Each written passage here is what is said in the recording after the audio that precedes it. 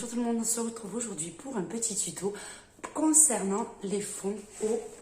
Hop, je cherche mes petits produits au Faber-Castell Gelato.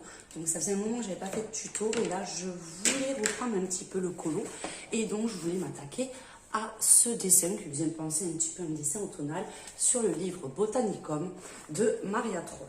Donc je vais vous montrer déjà ce que vous aurez besoin. Donc moi je vais me servir de ces teintes gelato qui sont dans les teintes métallisées. Donc est-ce que j'ai les noms marqués dessus?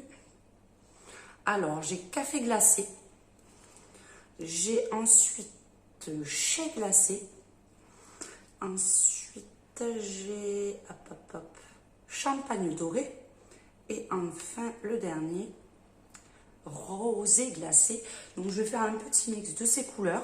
Vous aurez également besoin d'essence sans odeur. Donc moi celle-là c'est la marque Sennelier. N'hésitez pas, si vous voulez avoir les liens produits de tout ce que j'utilise, ben, vous m'envoyez un petit message privé. Vous avez mon mail, tous mes réseaux sociaux en barre d'infos.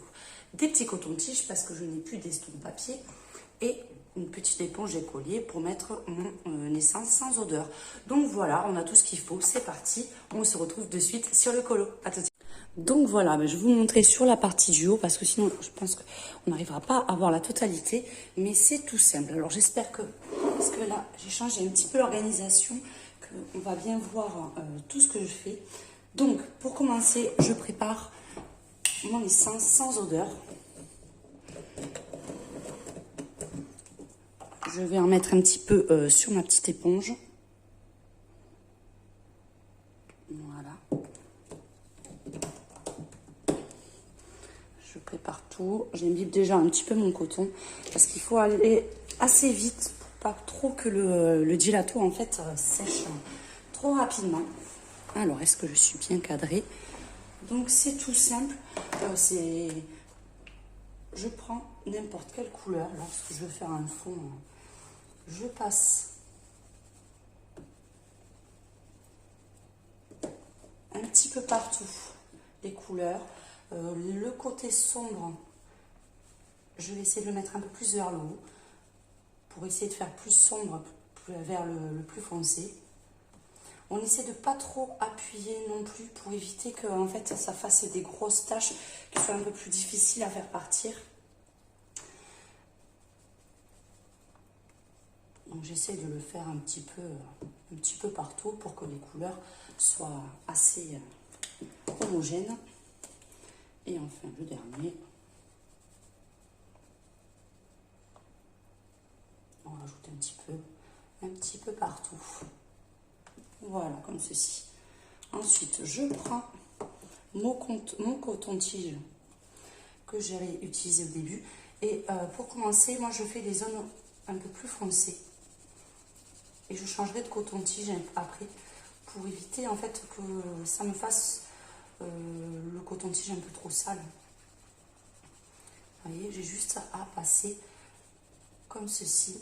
Donc je fais la partie la plus foncée. On imprègne bien par contre son coton-tige. Il faut quand même qu'il y ait pas mal d'alcool dessus, enfin d'essence dessus, pour bien que ça fasse le mélange.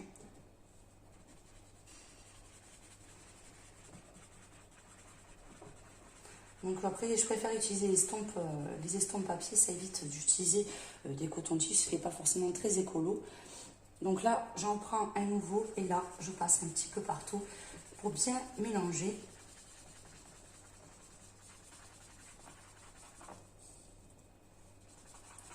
Vraiment partout.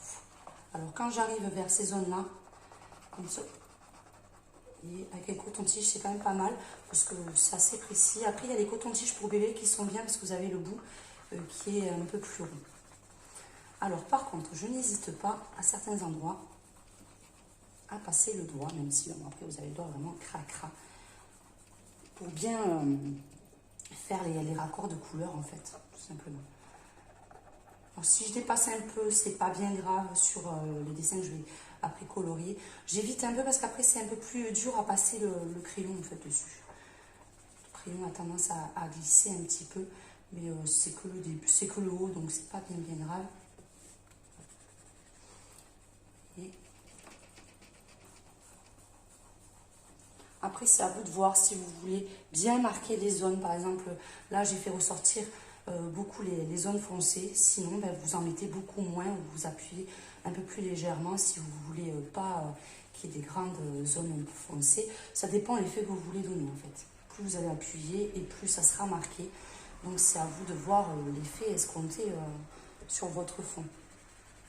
Après, j'aime bien les gelatos métallisés parce que ça fait, je ne sais pas si ça se voit bien à la caméra, mais vous avez vraiment un reflet très irisé. Et je trouve que ça fait super joli, ça brille, ça fait un effet un peu matière que j'aime beaucoup.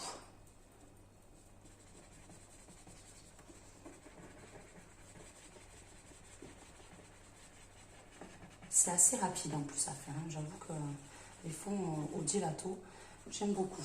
Alors, s'il y a des endroits où vous voulez un peu moins marquer le marron, ben, il suffit, vous pouvez repasser, vous voyez. Il faut repasser un petit peu les couleurs que vous voulez faire apparaître un petit peu plus.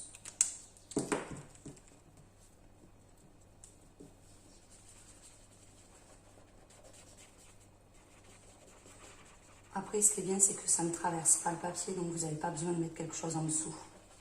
Enfin, moi, j'en mets pas en dessous. Ça dépend.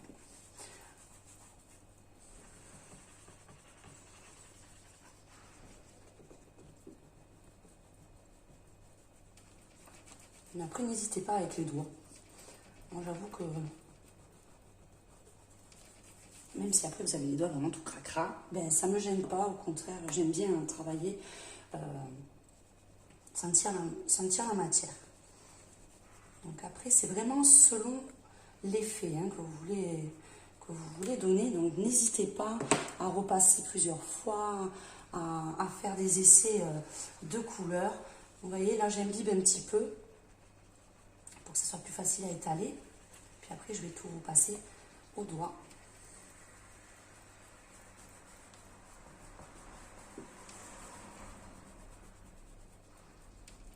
Après, si vous voulez vraiment absolument pas mettre de couleur, ben vous utilisez, je vais vous montrer, le Drawing Gum, pardon, où vous passez le contour pour éviter, en fait, ça protège et vous évitez de passer dessus. Moi, après, vu ce que je vais faire autour, là, c'est pas gênant, mais tout dépend, en fait, ce que vous voulez utiliser après comme matériel dessus. Alors, je regarde ce que ça donne. Donc là, j'aime un peu moins l'effet foncé, je trouve. On va essayer de le texturiser un peu différemment.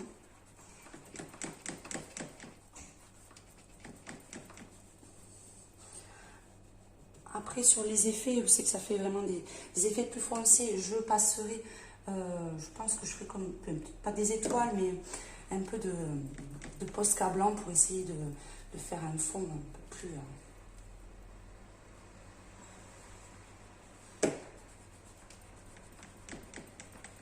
Puis j'aime bien utiliser ce style de couleur, ça, pour la saison. Je trouve que ça fait assez automnal. Ces ocres, ces couleurs-là, j'aime beaucoup. Vous voyez, j'hésite vraiment pas à rajouter selon les couleurs. Parce que je trouve que celui-là, le bronze, on ne le voyait pas assez. Donc voilà ce que ça donne. Donc je vais continuer en accéléré pour vous montrer le bas du dessin. Et voilà, donc si vous avez des questions, n'hésitez pas. Et comme je vous ai dit, si vous avez besoin des liens produits, ben non plus, je suis dispo en message privé, par mail. Donc n'hésitez pas à regarder en barre d'infos. Allez, on se retrouve de suite pour la continuité.